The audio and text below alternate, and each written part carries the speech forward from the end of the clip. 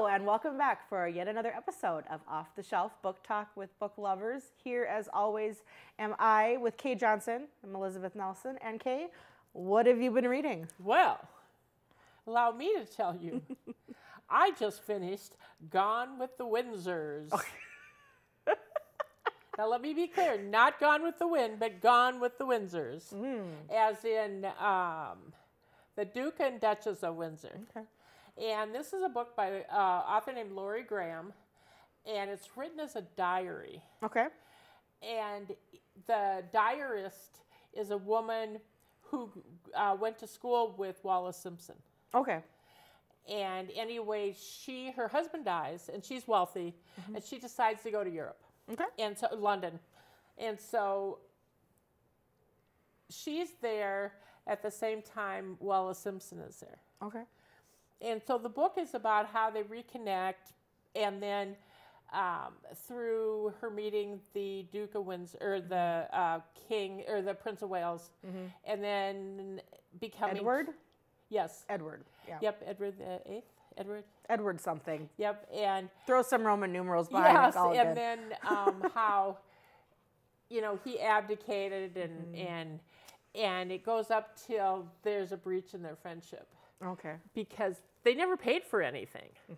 They expected everyone to pay for them, and they stole everything. Like this one lady had, I don't know, towels made, and they took them with them when they left. And so anyway, but it's actually really, really good because it parallels history very closely. Okay. It follows the history, but the dialogue is made up to a degree and stuff. So that, I would recommend it if you have an interest in the royal family of that time. Kind of comes and goes. Yeah. I really liked the King's Speech. Yes, Bertie. Yes. Both The brother. His brother. Yeah, that's one where I liked the book and the movie. So I never read the book. Okay. And okay. I always figure if I read the book, I don't see the movie. And if I see the movie, I don't read the book. See, I usually always have to read the book before I see the movie. Just because that's always so depressing. I know, but I'm a completionist. Yes. I don't like to start something and stop it. Yeah. Though I have gotten better about it with the books I read. If I can't get into it by like page 45, generally I chuck it. So. Yeah. But not usually I'll finish everything. Yeah, so. because you are a completionist. I am. It's a problem. It's okay. So what are you reading? I just finished Susan Elia McNeil's new book. She is our Maggie Hope writer. And you thought this was a Maggie Hope book. I thought this was the new Maggie Hope book, but it is not. This is, it takes place during the same time period. It takes place in June of 1940. Okay. So Before it starts before Pearl Harbor. And so this book follows our two main characters are a mother and daughter. The daughter's name is Veronica, and the mother's name is Grace. And Veronica graduated from college and was supposed to start work as a journalist at a women's magazine.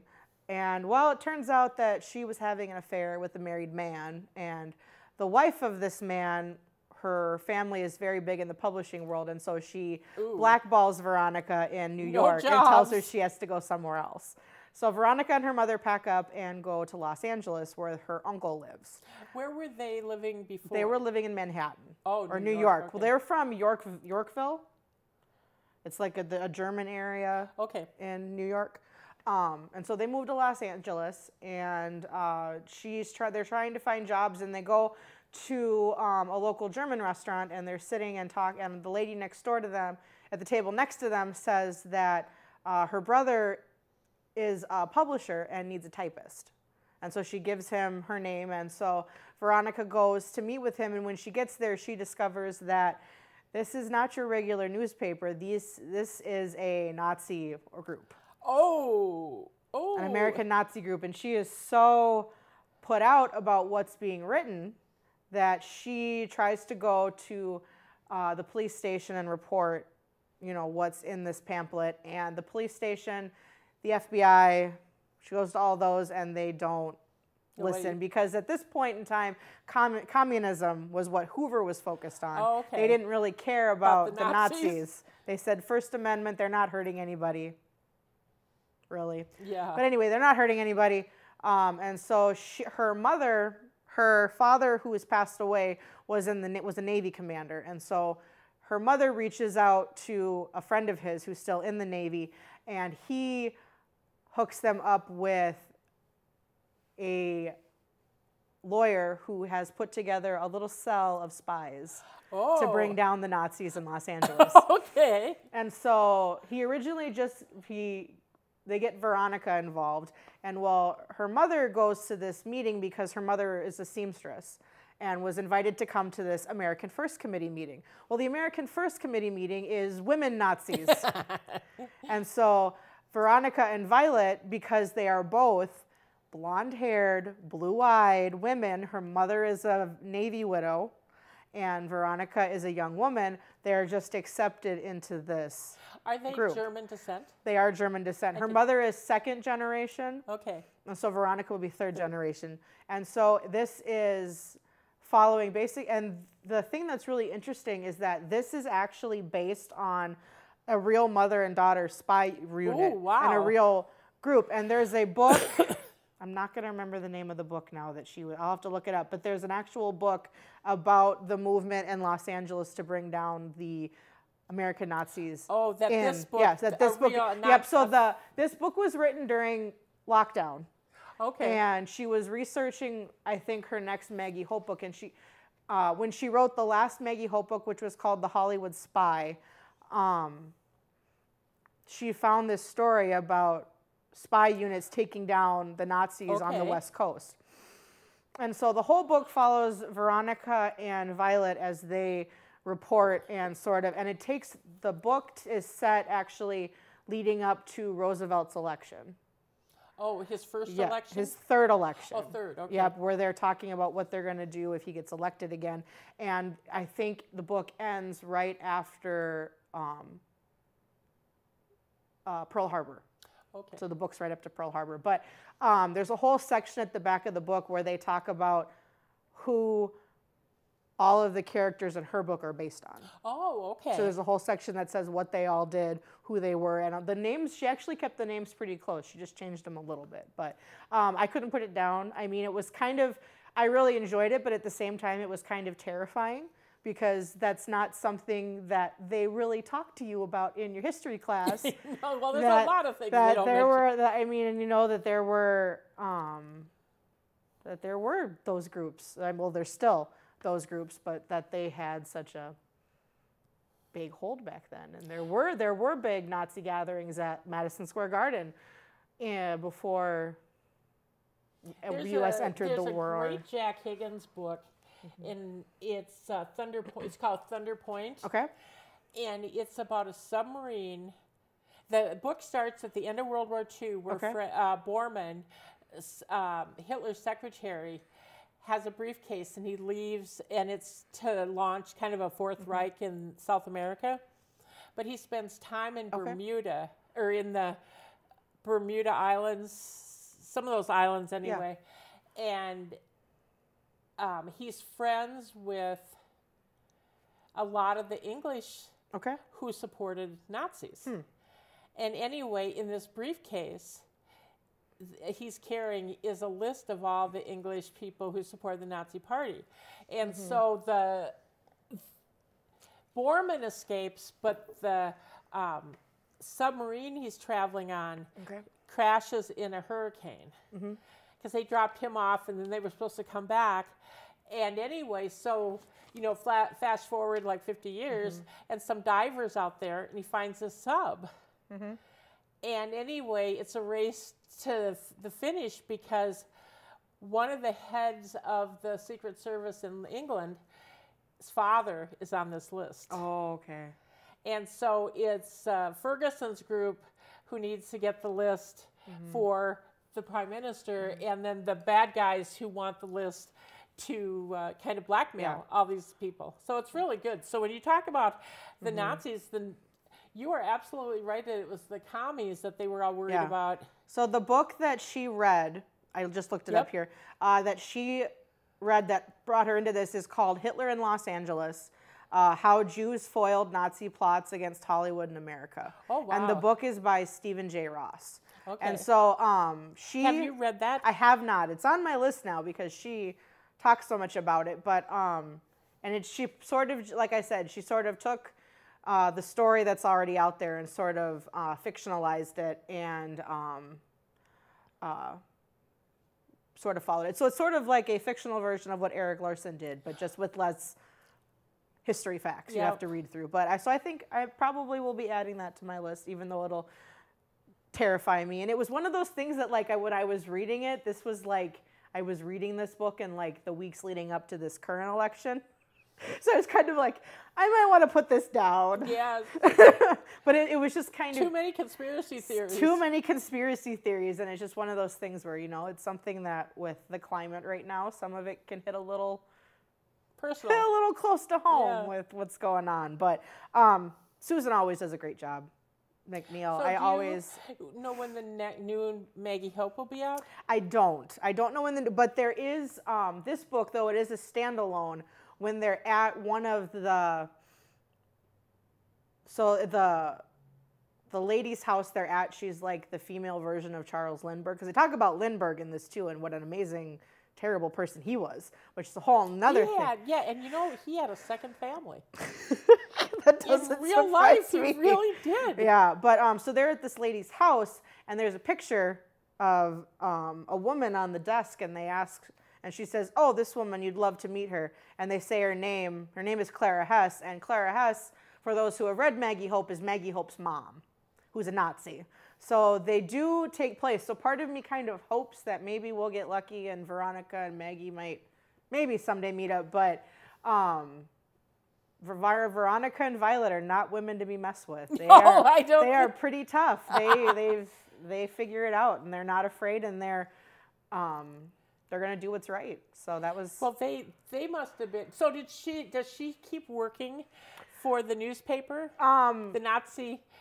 So she works through them, and then everything she does, because she's so good at her typing, she comes in higher need and starts sitting in on more committees and getting involved with more of the people. And then she's funneling all that to this group. Yep. So she's funneling that to I think the two characters are Ari Lewis is the character's name who plays the lawyer, and then he has a co-partner named Jonah, who meets with her, because every time she does something, they have to rendezvous and have their little debrief. And then Violet is just going to these meetings, sewing Edelweiss flowers and swastika on women's lapels. So, but yeah, and it's just, so they're kicking ass and taking names. Sorry if that's a bad word to say on public radio, but they're strong. They are strong women. There is no doubt they can take care of themselves. Great characters. They are, and I think that, and relatable, and you like them, and you hope that they do well. Yeah, they're on the right side. It's just like with Maggie.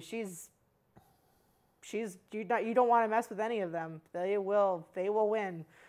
Maggie Hope is the one where she comes back from Germany and she's really beaten down, and she spends a lot of time in England, and she's at a training post or something where she's kind of recovering, and that's like the fourth or fifth book in the series. It's after she finds out that she has a sister and that kind of stuff, I think. Okay. Or actually, it might be the third or fourth, because I think she gets shot on a mission, but I can't remember which one it was. So I'll have to look back at that. But yeah, no, I mean, yes, women in leading roles.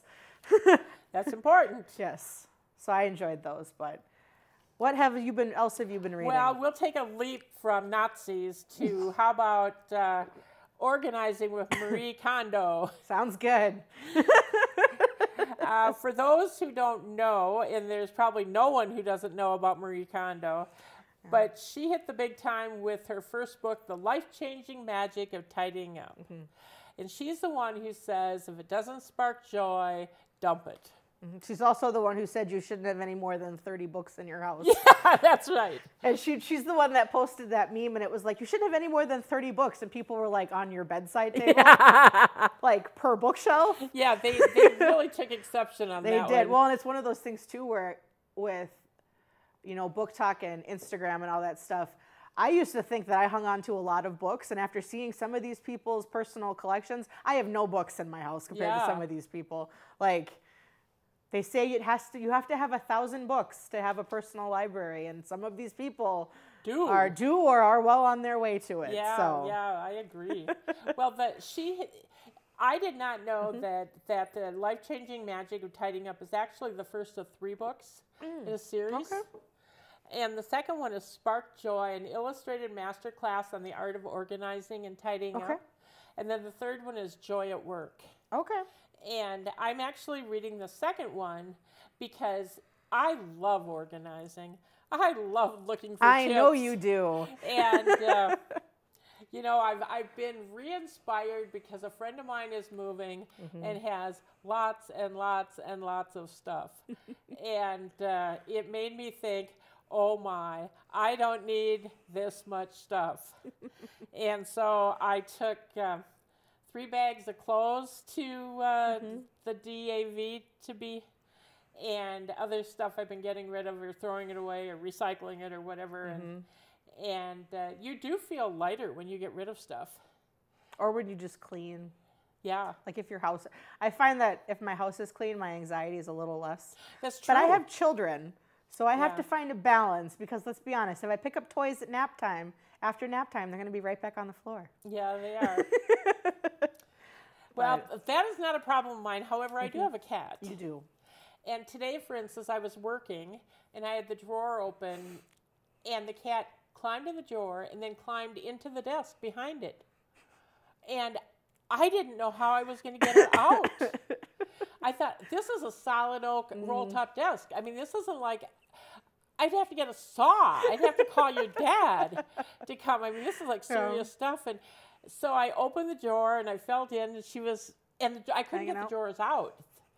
So I thought, well, I'll leave the drawer open. And eventually, I mean, she literally flattens out and scooted out and then just went on her merry way. Gosh. So she did not spark joy today. She didn't? No. You didn't want to keep her today? I just thought if I have to saw my desk apart, this is going to be bad. Well, let's see. And then from organizing, how about we go to quarantining? Okay, quarantine's good. The book I'm reading right now is by Carol Goodman, and it's called The Disinvited Guest. And so this book is 10 years into the future, so it'll be like 2030. And because the world is amazing, there's a new worse than COVID pandemic that has surprise. That has our group of people running to an island off the coast of Maine to quarantine alone. Oh. Because one of them's father had money, and so of course they're going to go to this island. But of course, it is not any island. The name of this island is Fever Island. Oh, God. And you want to know why they call it Fever Island? Because this is where they sent the ships that came from Ireland when everybody had typhus fever. Wow, what a great island. So this book, we have a pandemic with people talking about the previous pandemic while learning about the typhus pandemic that all took place on this same island. So does typhus live in dirt? I have not found out yet. I don't think so.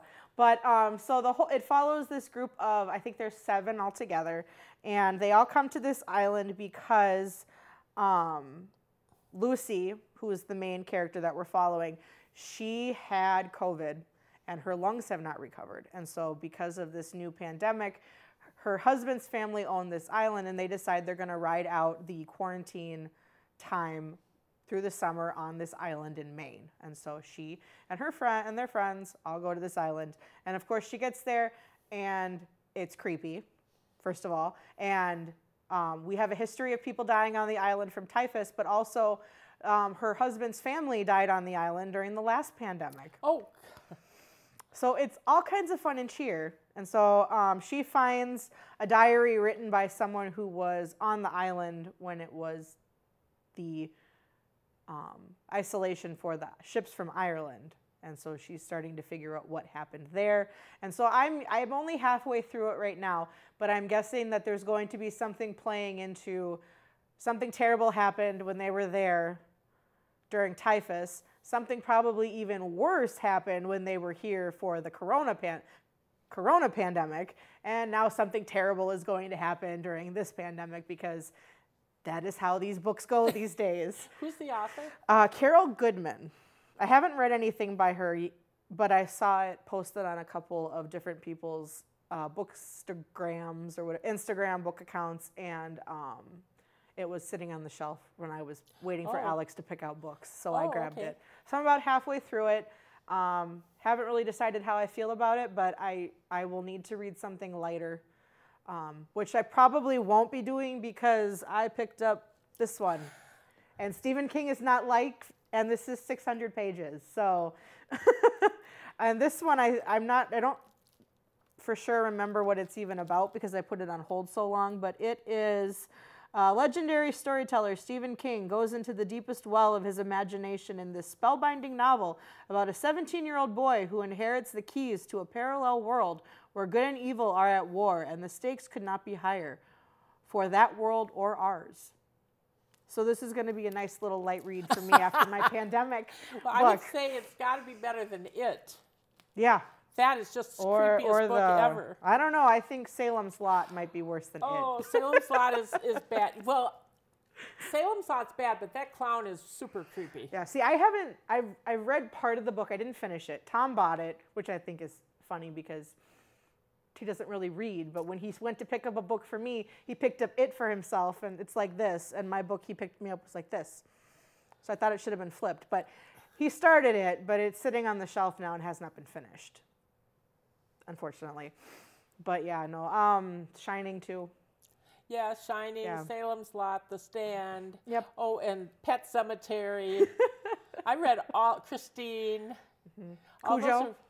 All of Stephen King. So I'm not moving into anything light. I might have, and I can't really like put Stephen King just on the shelf and let him sit there because it's a library book. So I only have a set amount of time to have it, and I've been on hold for it for a long time. And that's the one thing that I put these books on hold that are so popular, and then because I'm on hold for them so far out, I then forget that I'm on hold for them, so then I get my little email that's like, you have a book on hold, and I'm like, oh, well, let's go see what's showing up today. Yeah, and then it's like, oh. It's like, oh, I requested this, okay. I don't remember doing that. Well, but on a lighter note. Yes, let's lighten it up. My friend, Jesse Schlueter, has been in Cairo, Egypt in November. Okay. And it just so happened that I decided to reread Elizabeth Peters' Elizabeth Peabody books. And the first one is Crocodile on the Sandbank. And anyway, a lot of the places they went were the same places Jessie and her husband and friends posted on Facebook. So it was real fun. Valley of the Kings, Karnak, all these great things. So it was fun. It's kind of perfect timing. But Elizabeth Peters was a name that Barbara Michaels wrote under, and she is an archaeologist. So her books. I love Elizabeth Peters' books. Oh, I do too. And I downloaded. I own them, and I downloaded to reread as Vicki Bliss. Oh, yeah. Silhouette and Scarlet is one of my favorite with Vicki. Trojan Gold.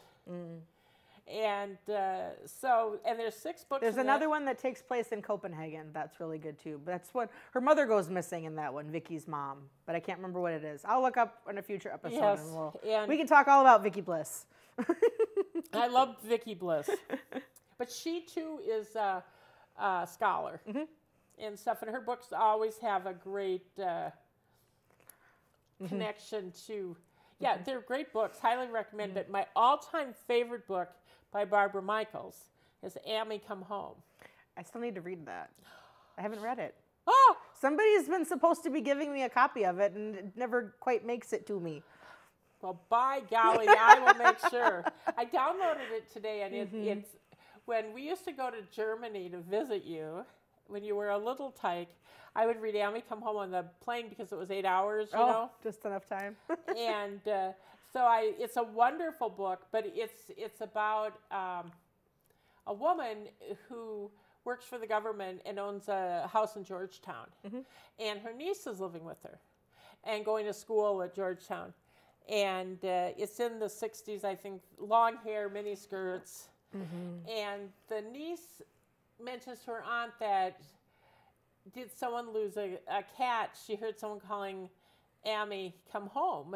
And so it ends up opening this whole thing where her professor who brought her home ends up dating her aunt, and he's into all sorts of supernatural. Well, he's not an archaeologist, but an anthropologist. Okay. And then her boyfriend, and anyway, they end up discovering that the house, Amy was a real person.